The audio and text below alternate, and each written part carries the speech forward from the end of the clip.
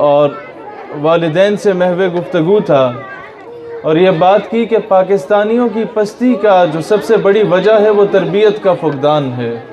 تو ایک بزرگ بڑے غصے میں آ گئے اور کہنے لگے کہ ہم نے تو بہت اچھی تربیت کی اپنے بچے کی۔ میں نے سوال کیا کہ آپ نے سب سے پہلے کتاب تھمائی تو کیا پڑھایا؟ کہتے ہیں ABC پڑھائی۔ میں نے کہا دوسری کتاب تھمائی تو کیا پڑھایا؟ کہتے ہیں الف بے پہ پڑھائی۔ میں نے کہا یہی سب سے بڑا المیہ ہے کہ کتاب کے تیسرے صفحے سے ABC اور الف بے پہ پڑھاتے ہیں، یہ نہیں بتاتے کہ کتاب کے پہلے صفحے پہ جن بابا جی کی تصویر بنی ہے وہ بابا جی کون ہے۔ یہی وجہ ہے کہ وہ بچہ پہلی بار قلم اٹھاتا ہے تو ان بابا جی کی داڑھی مونچھ بنانے لگ جاتا ہے۔ جو قوم اپنے لیڈرز، جو قوم اپنے قائدین کا احترام نہیں کرنا جانتی، بھول جائیں کہ وہ کل کو والدین یا اساتذہ کرام کا احترام کرے گی۔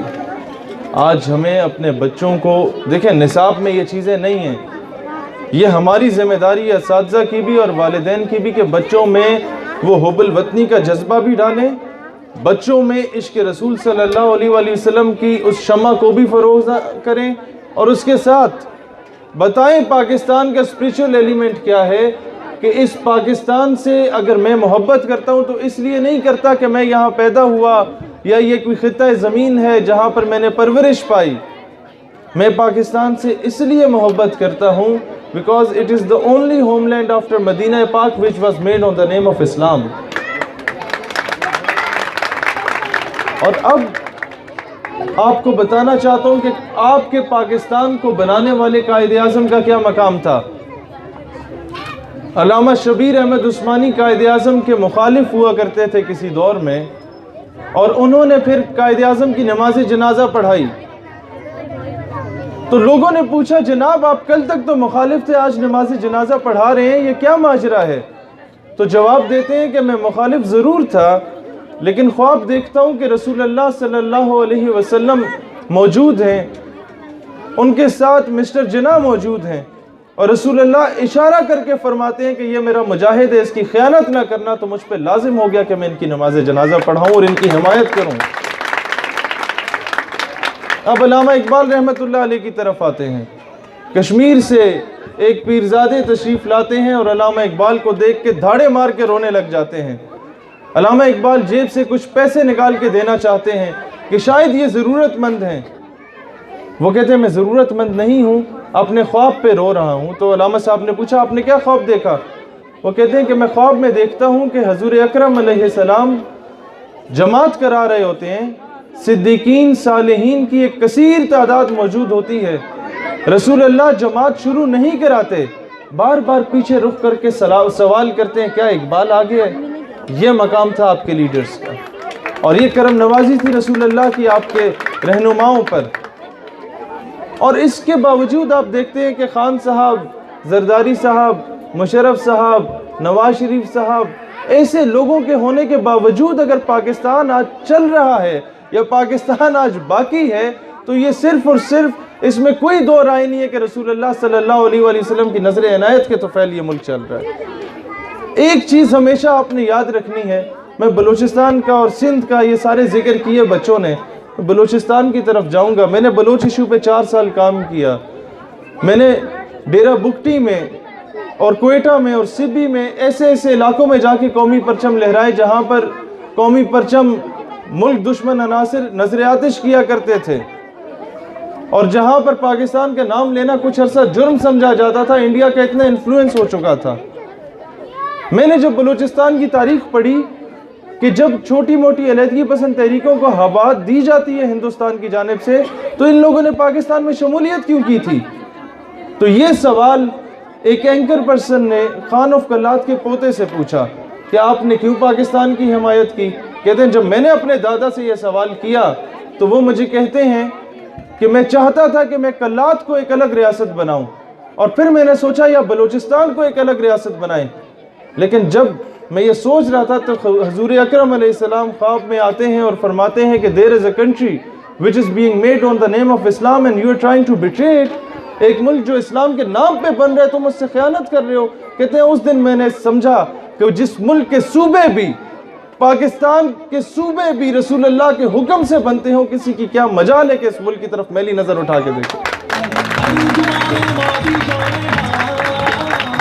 میں ایک بات بتانا چاہتا ہوں، آج جس طرح آپ نے فوج کو خراج تحسین پیش کیا، جس طرح آپ نے ایئر فورس کو یا نیوی کو خراج تحسین پیش کیا، ایک بات یاد رکھیں، فوج نے ذمہ نہیں لیا ہوا۔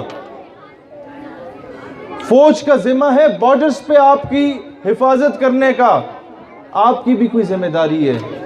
میں والدین سے کہتا ہوں، اساتذہ سے کہتا ہوں، آپ کی بھی کوئی فرائض ہیں۔ آج ہم نے یہ وعدہ کر کے اٹھنا ہے کہ جس طرح ہماری افواج پاکستان بارڈر پہ اس ملک کا دفاع کر رہی ہیں، اسی طریقے سے نظریاتی سطح پر اس ملک کا دفاع کرنا ہماری ذمہ داری ہے۔ اس ملک کے بچوں کو، مجھے بہت خوشی ہوئی، بہت عرصے بعد کسی اسکول کے پروگرام میں دیکھ رہا ہوں کہ بچے جسٹن بیبر یا مائیکل جیکسن یا ہیری پوٹر کے پیچھے نہیں جا رہے، بچے اپنی ثقافت کا مظاہرہ کر رہے ہیں، اپنی ٹریڈیشنز کا مظاہرہ کر رہے ہیں، پاکستان کے کلچر سے باہر نہیں نکلے۔ آج ہم نے اپنے بچوں کو بتانا ہے کہ بچوں، آپ کے جو رول ماڈلز تھے وہ سلطان نور الدین زنگی رحمت اللہ علیہ تھے۔ آپ کے جو رول ماڈل تھے وہ سلطان صلاح الدین ایوبی تھے کہ شام سے ایک قافلہ گزر رہا تھا مسلمانوں کا، اور ایک صلیبی جنرل نے اس قافلے کو روکا، اسے لوٹا، پھر مسلمانوں کو ایک جبر و تشدد کا نشانہ بنایا، پھر ذلت کا نشانہ بنایا، اور پھر اس نے کہا کہ کہاں ہیں تمہارے نبی محمد، بلاؤ ان کو۔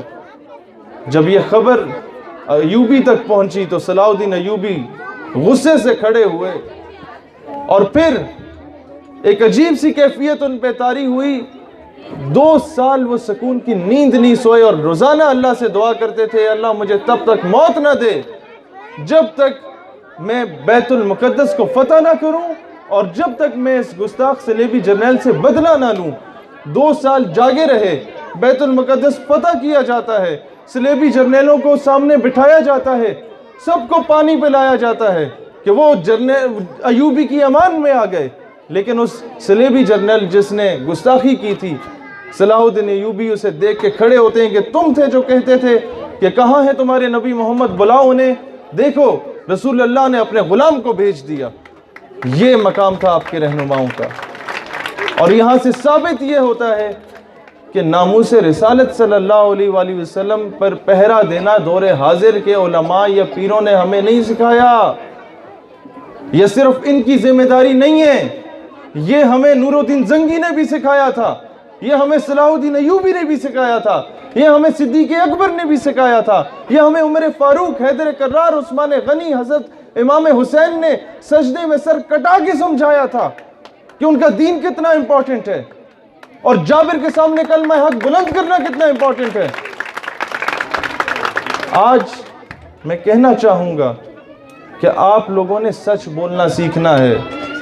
ہم پیدا ہی غلامی میں ہوتے ہیں، ہم پہ یہ غلامی مسلط کر دی جاتی ہے کہ آج آدھی سے زیادہ تقریر میں دیکھتا ہوں بچے ملالہ صاحبہ کو جو ہے وہ آئیڈیلائز کر رہے ہوتے ہیں، یا شرمین عابد چنوئے صاحبہ کو آئیڈیلائز کر رہے ہوتے ہیں۔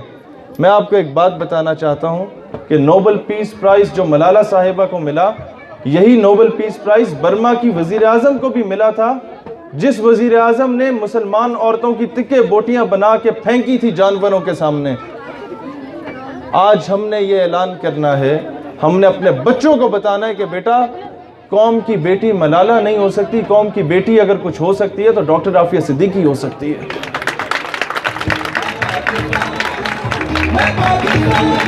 ہم نے بچوں کو بتانا ہے کہ بیٹا، آپ کے رول ماڈل شرمین عابد چنوئے جیسی خواتین نہیں ہو سکتی، آپ کی رول ماڈل ہو سکتی ہیں تو حضرت سیدنا ام عمارہ ہو سکتی ہیں، حضرت فاطمہ بنت عبداللہ ہو سکتی ہیں، حضرت سیدنا رابعہ بصری ہو سکتی ہیں۔ اور یہ بات، اس بات سے نکلیں کہ یار یہ کیا مولویوں والی باتیں ہیں۔ بیٹا، یہ لوگ جو اس دور میں اسلام کے نام پہ قائد اعظم کی حمایت کر رہے تھے نا، ان لوگوں نے صرف اسلام کی بنیاد پہ حمایت کی تھی، اور اگر وہ حمایت نہ کرتے تو آج جو لوگ مسند وزارت پہ موجود ہیں اور اسلام کا تمسخر اٹھا رہے ہوتے ہیں، یقین کریں ایسے لوگ آج اس وزارت پہ یا جج کی کرسی پہ نہ ہوتے، آج کسی ہندو بنیے کی گاڑی کے ٹائر صاف کر رہے ہوتے، آج ان کے بچوں کے ریٹ جو ہے وہ لکھنؤ اور دہلی کے بازاروں میں لگ رہے ہوتے۔ لہٰذا قدر کرو اس ملک کی کہ میرا وطن وہ وطن ہے جس کا پرچم ہندوستانی آسام میں لہرایا جاتا ہے۔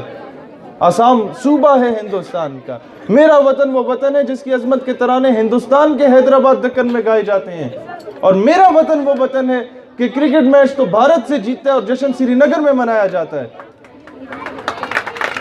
اور وہاں کشمیری، میں آپ کو ایک بات بتانا چاہتا ہوں کیونکہ یہ چیزیں نہیں بتائی جاتی، اپنے ملک کا قدر احترام اس کا مرتبہ جانیں کہ کشمیر میں جو پلوامہ اٹیک ہوا، وہ عادل نامی شخص جس نے وہاں پر وہ حملہ کیا ان کی فورسز پہ، وہ کہتا ہے کہ میری ناک سڑک پہ رگڑوائی جاتی تھی، مجھے گھسیٹا جاتا تھا، میری ماں بہنوں کے ساتھ زیادتیاں کی جاتی تھیں۔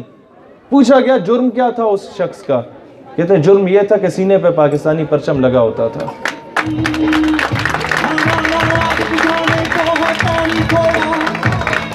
وہاں پر جب گھسیٹا جاتا ہے نا سڑکوں پہ، بیٹا آپ کو کوئی اپنے دفتر کے باہر اگر آدھا گھنٹہ کھڑا کر دے تو آپ کی کتنی تذلیل ہوتی ہے آپ بہتر جانتے ہوں گے۔ کوئی سڑکوں پہ گھسیٹے اور بار بار پوچھے کہ تمہیں ہم نے بجلی دی، پانی دی، گیس دی، تمہیں ہم نے سڑکیں دی، تمہیں سکولز دیے، کالجز دیے، یونیورسٹیز دی، پھر بھی تم کشمیری ہو، کہتے ہو کہ ہم نے پاکستان کا حصہ بننا ہے۔ وہ تو کچھ نہیں دے سکا اپنے شہریوں کو، تمہارا رشتہ کیا ہے پاکستان کے ساتھ؟ تو وہ ایک ہی جواب دیتے ہیں، پاکستان سے رشتہ کیا؟ لا الہ الا اللہ۔ دیکھیں کچھ چیزیں ہوتی ہیں جو کہ یہ بجلی، پانی، گیس سے بالا تر ہو کے ہوتی ہیں۔ یہ بات آج یاد رکھنا کہ جو لوگ آ کے آپ کو بجلی، پانی، گیس آ کے فراہم کر دیتے ہیں، وہ اپنے والد صاحب کی جیب سے نہیں فراہم کرتے، وہ آپ کے ابا جی کے ٹیکسوں سے جو پیسے کٹتے ہیں اس سے فراہم کی جاتی ہیں۔ پوچھیں ان سے کہ ہمیں بجلی، پانی، گیس نہیں چاہیے، ہمیں بتائیں کہ کشمیر کے ایشو پہ آپ نیشنل اسمبلی کے فلور پہ کھڑے ہو کے کیوں نہیں بولے؟ فلسطین ایشو پہ کیوں نہیں بولے؟ ناموس رسالت پہ کیوں نہیں بولے؟ ختم نبوت پہ کیوں نہیں بولے؟ آپ کے پاکستان کو 70 سال ہوئے، آپ ایٹمی قوت ہیں، انٹرنیشنل لیول پہ جا کے آپ نے ناموس رسالت پہ قانون سازی کیوں نہیں کی کہ انٹرنیشنل لیول پہ کوئی حضور کی حرمت پہ ڈاکہ نہیں ڈال سکتا؟ اس کا قانون کیوں نہیں بنایا؟ یہ پوچھیں اپنے ایم این اے سے، یہ نہ پوچھیں خدا را ایمان بیچنا چھوڑ دو ایک گلی پکی کرانے پہ۔ قومیں بجلی، پانی، گیس سے نہیں بنتی، قومیں غیرت سے بنتی ہیں۔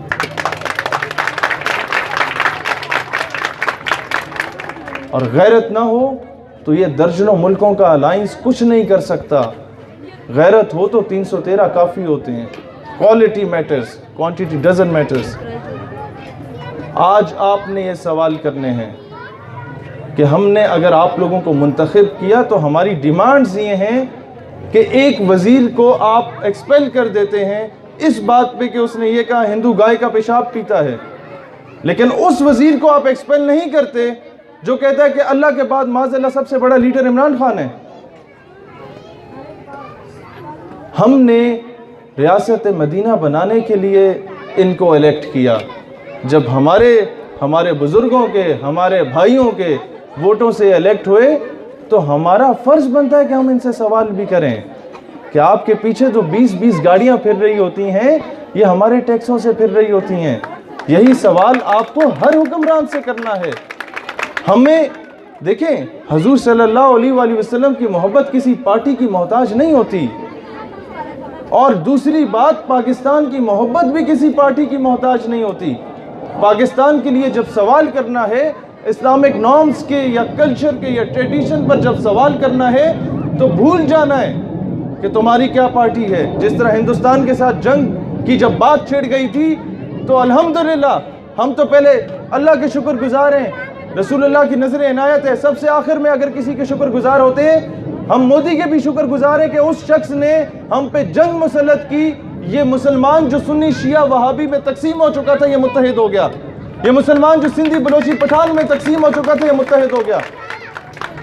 جس طرح ملک کے لیے متحد ہو سکتے ہو، اسی طریقے سے جب گیس نہیں آتی تو سڑکوں پہ نکلتے ہو نا، اسی طریقے سے جب فلسطین کی ماں بہن بیٹی کی عزت لٹ رہی ہو تو اپنے ایم این اے کے گھر کے سامنے چلے جاؤ کہ تم اسمبلی میں کیوں نہیں بول رہے، بولتے کیوں نہیں حق میں میرے، آبلے پڑ گئے زبان میں کیا؟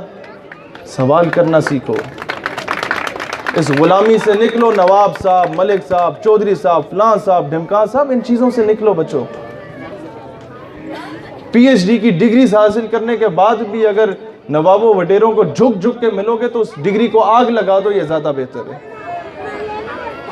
اور سچ بولنا سیکھیں، اپنے ملک کا، اپنے مذہب کا دفاع کرنا سیکھیں۔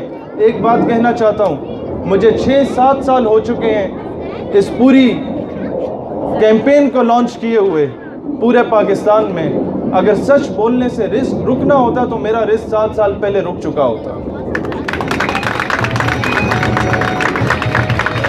آج یہ وعدہ کر کے جائیں گے، مائیں مجھ سے وعدہ کریں کہ اپنے بچوں کو یہ جو آپ لوگ کہانیاں سنا کے سلا رہی ہوتی ہیں، لوریاں سنا رہی ہوتی ہیں، انہیں محمد بن قاسم کی کہانی سنا کے سنایا کریں گی، انہیں ٹیپو سلطان کی کہانی سنا کے سلایا کریں گی، انہیں ایوبی کی کہانی سنا کے سلایا کریں گی، تاکہ بچہ کہے کہ میں چیف آف آرمی سٹاف ضرور بنوں گا لیکن صلاح الدین ایوبی جیسا بنوں گا، مشرف کی طرح نہیں بنوں گا۔ تاکہ بچہ کہے کہ میں حاکم وقت بنوں گا، میں مسلمانوں کا وزیر اعظم بنوں گا لیکن دور حاضر کی طرح نہیں، سیدنا عمر فاروق کی طرح بنوں گا۔